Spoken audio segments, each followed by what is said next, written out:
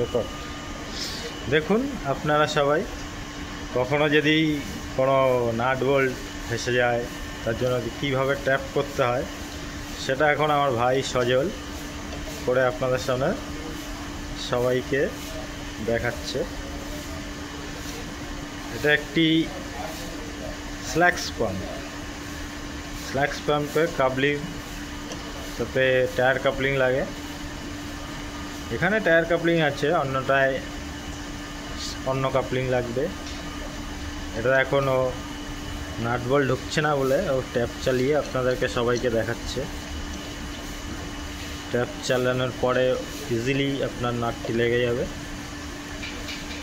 সেটা চালিয়ে দেখাচ্ছে আপনাদের ভাই।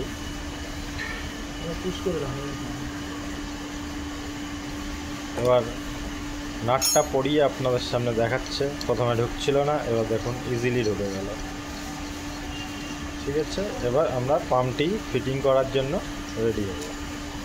পরবর্তী ভিডিও আবার দেখতে থাকুন।